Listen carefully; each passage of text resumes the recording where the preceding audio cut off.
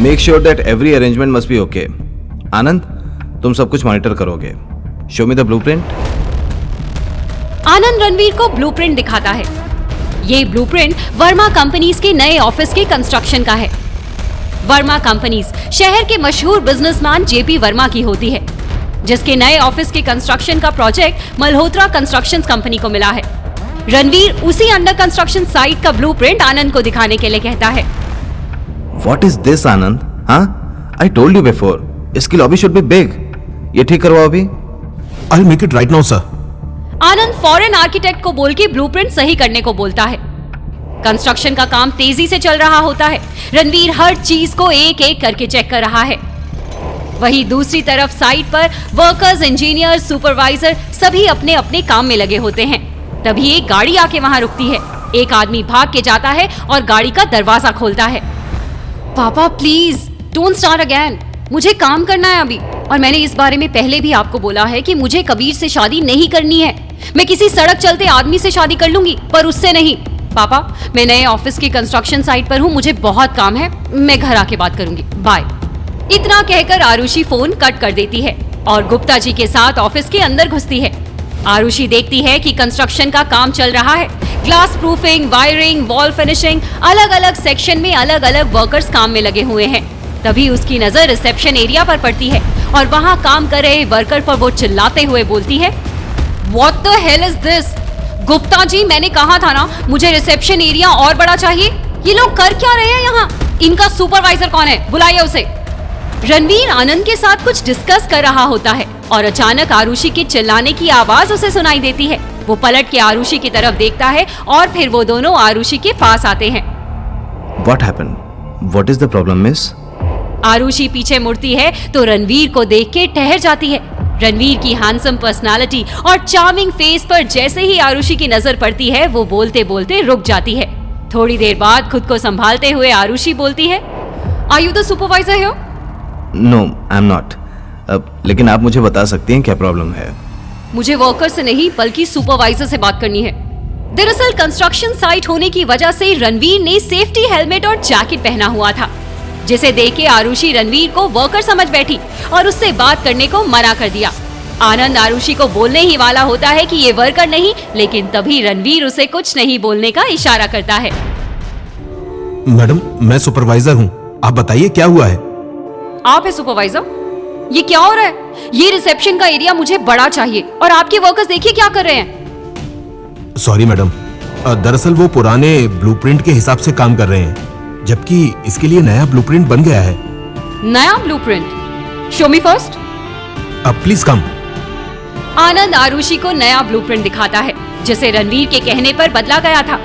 नया ब्लूप्रिंट आरुषि को पसंद आता है। वो बोलती है, हाँ मुझे ऐसा ही चाहिए। तभी आरुषि का फोन बजता है। पापा का फोन होता है। वो कॉल पिक करती है और पापा उधर से बोलते हैं, तुम घर जाओ अभी के अभी, आज ही कबीर के साथ तुम्हारी एंगेजमेंट होगी। पापा, मैंने आपसे कहा ना मुझे कबीर से शादी नहीं करनी है। मैं एक सड़क छाप लड़के से शादी कर लूंगी, किसी गरीब से शादी कर लूंगी, पर उस कबीर से नहीं। जेपी वर्मा की दूसरी पत्नी सरिता, जो कि आरुषि की सौतेली माँ होती है। आरुषि की सौतेली माँ ने अपने पति से फोन लिया और आरुषि को बोलने लगी, कबीर से शादी नहीं करोगी तो किससे करोगी? और कौन करेगा तुमसे शादी?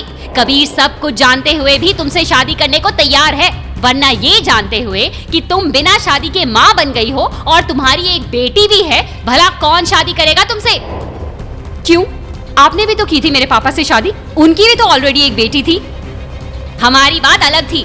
मैं तुम्हारे पापा से प्यार करती हूँ और वो आदमी है। आदमी का बच्चा हो तो उसकी शादी हो जाती है, औरत का हो तो उसकी शादी नहीं होती। प्यार करती थी। आप पापा से प्यार करती थी या उनके पैसे से, मुझे सब पता है। और फिक्र मत करिए, मिल जाएगा मुझे कोई ना कोई। इतना कह के आरुषि फोन कट कर देती है। दरअसल आरुषि जब 5 साल की थी तभी उसकी माँ का देहांत हो गया था। उसके बाद उसके पापा ने आरुषि की देखभाल के लिए अपनी सेक्रेटरी से शादी कर ली। लेकिन आरुषि की सौतेली माँ ने कभी भी उसे अपनी बेटी नहीं माना और वो आरुषि के साथ बहुत बुरा व्यवहार करती थी। बचपन में माँ का साथ छूट जाने से और सौतेली माँ के बुरे व्यवहार के कारण आरुषि की पर्सनालिटी में बहुत बदलाव आ गए थे।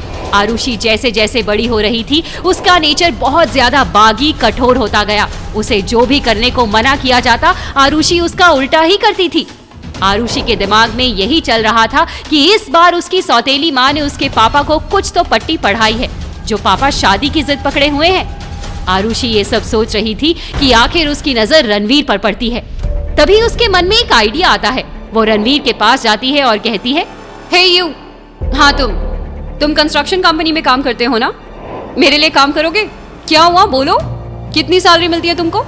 30,000, 20,000, ज्यादा से ज्यादा 50,000। मैं तुमको तुम्हारी सैलरी का 3 गुना दूंगी, 1.5 लाख रुपए महीना।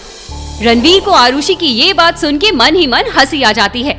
वो आरुषि की बात का जवाब नहीं देता, बस यही सोचता है कि ये लड़की कितनी कॉन्फिडेंट होकर उसे जॉब करने के लिए बोल रही है। रणवीर को आरुषि का कॉन्फिडेंस और बोल्ड होना अच्छा लगा। तभी आरुषि बोलती है, सोच क्या रहे हो? तुम्हारे जैसे एम्प्लॉय के लिए ये बहुत बड़ी अपॉर्चुनिटी है और मेरे लिए काम करने के लिए तुम्हें ये जॉब छोड़ने की जरूरत नहीं है। तुम ये जॉब करते हुए भी मेरे लिए काम कर सकते हो। बताओ, double job, double salary. Ranveer अब आरुषि की बात को मजाक में लेते हुए कहता है, क्या सच में ऐसा कर सकता हूं मैं? ये तो बहुत इंटरेस्टिंग होगा। मुझे क्या करना होगा? तुम्हें मुझसे शादी करनी होगी। क्या शादी?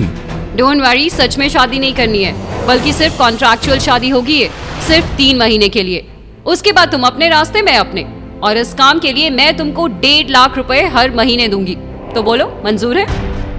रणवीर को आरुषि की ये बात सुन के बहुत अजीब लगता है। वो सोचता है कि ये कैसा अजीब सा जॉब है जिसमें 3 महीने के लिए शादी करनी है और उसके भी पैसे मिल रहे हैं। उसे लगता है कि ये लड़की पागल तो नहीं है।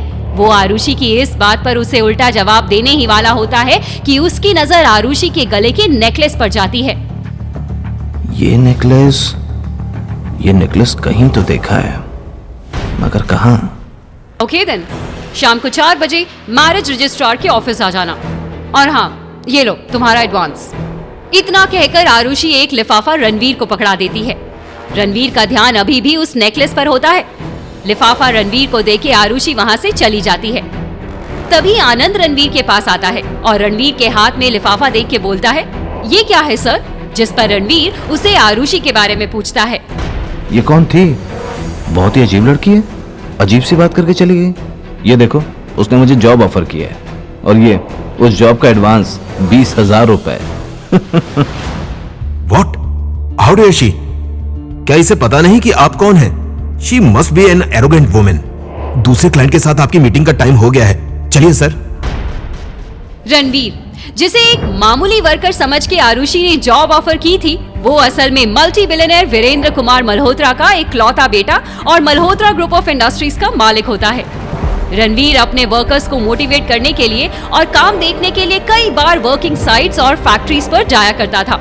इतने में रणवीर की लग्जरी कार आती है और वो उसमें बैठ के निकल जाता है।